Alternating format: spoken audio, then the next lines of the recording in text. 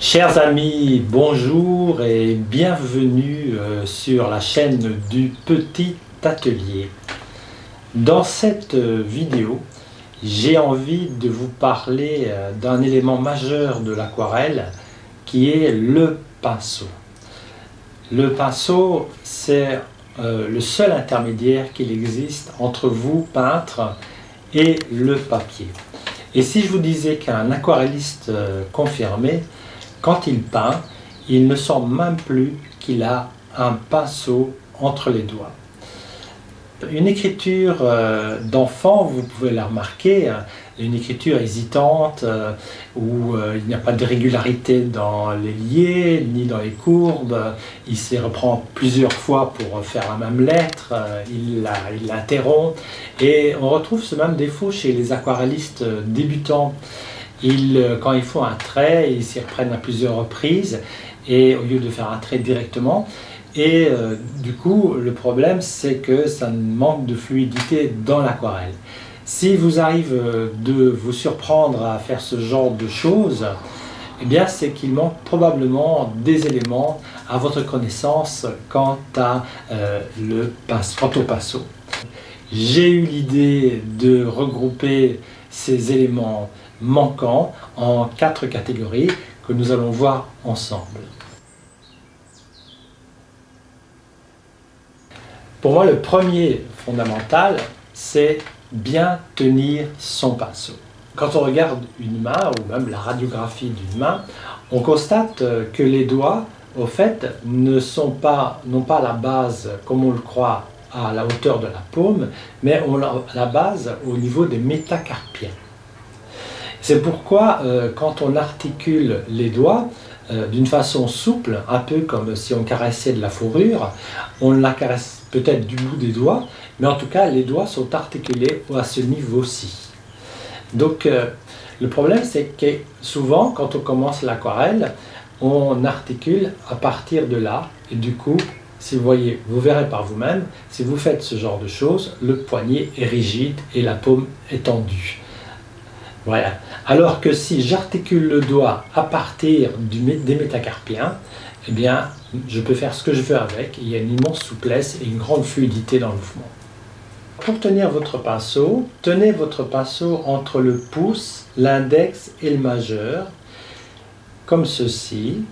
Et quand vous peignez, gardez la paume visible.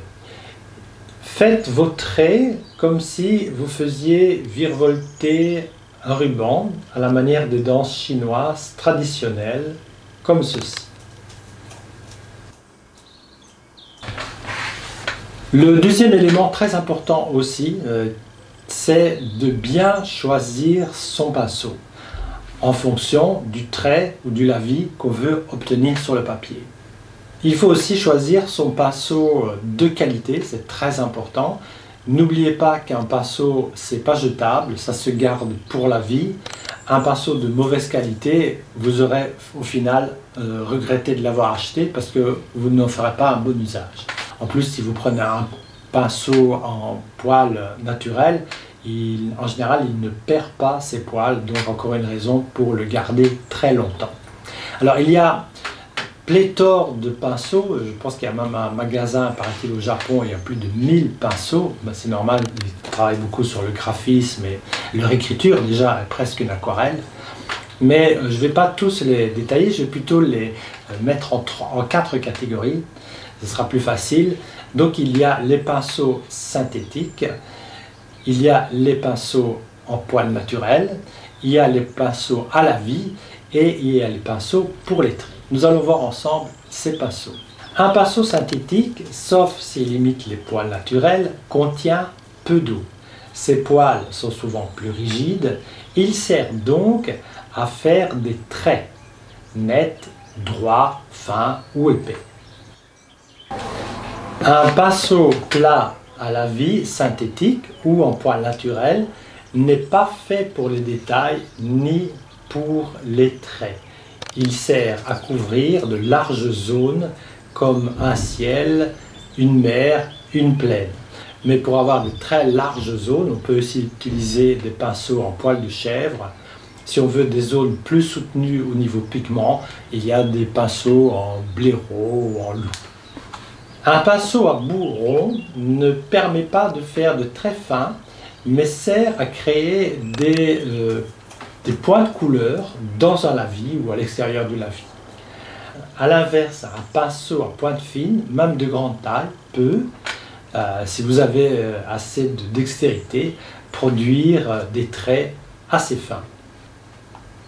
Les pinceaux à pointe naturelle, parce qu'ils conservent beaucoup d'eau dans leur ventre, permettent de faire dans un seul mouvement le trait avec la pointe et le lavis avec le ventre. Dans ce cas, on utilise la pointe pour le trait et le ventre du pinceau pour étaler la couleur. Un troisième point très important aussi qui va vous servir, c'est de bien gérer l'eau, aussi bien sur le papier que sur le pinceau. Dans une autre vidéo, je parlerai de la gestion de l'eau sur le papier, mais comme ici, il est question du pinceau, on va parler de l'eau dans le pinceau.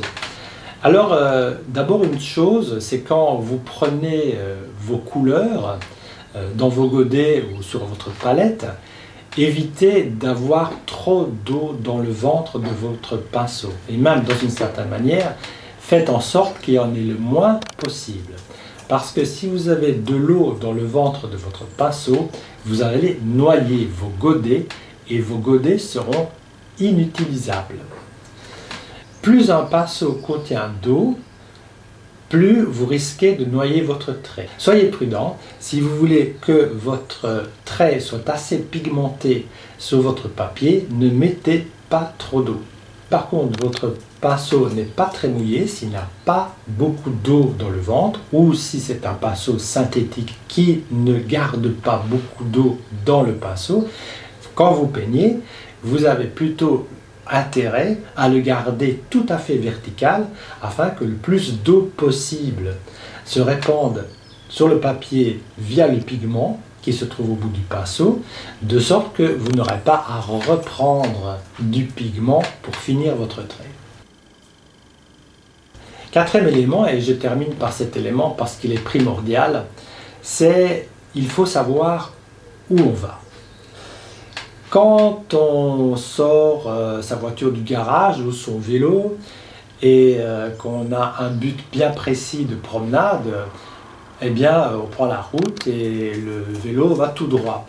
Si par exemple on sort sa voiture et qu'elle n'a aucune idée de quelle route il faut prendre, eh bien on aura tendance à tourner, se tromper de route, la reprendre. Il en est de même pour l'aquarelle. Savoir où on va, en fait, devrait être une loi pour tout. Exactement comme pour parler, quand on sait ce qu'on va dire, ce qui se conçoit bien s'énonce clairement, disait je ne sais plus quel poète. Il en est de même non seulement pour l'aquarelle dans son ensemble, mais il en est également de même pour le trait que vous allez faire. Parce que n'oubliez pas qu'une aquarelle, finalement, c'est la somme de tout le trait que vous allez y mettre. Chaque trait se réfère à un coup de pinceau. Et ce coup de pinceau, si vous savez ce que vous voulez faire, vous allez prendre le bon pinceau, vous allez mettre la bonne dose d'eau et surtout, le geste sera beaucoup plus sûr. Alors, exercez-vous. Exercez-vous à faire vos traits d'un seul coup. Que ce soit des lavis, des bandes, des traits fins, des traits épais, que ce soit des longues lignes, que ce soit des courbes. Exercez-vous le plus possible à faire ces traits d'un seul coup. Nous allons voir ça ensemble. Ici, j'ai décidé de faire un lavis avec un pinceau plat.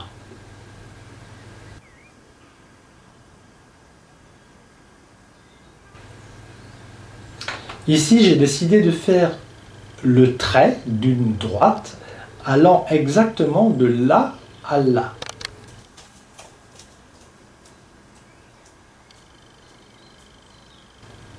Donc, ici, j'ai décidé de faire un dessin et avec mon pinceau, je vais reprendre le dessin que j'ai fait au crayon en traçant le trait avec la pointe du pinceau et en peignant la surface incluse dans le trait avec le ventre du pinceau.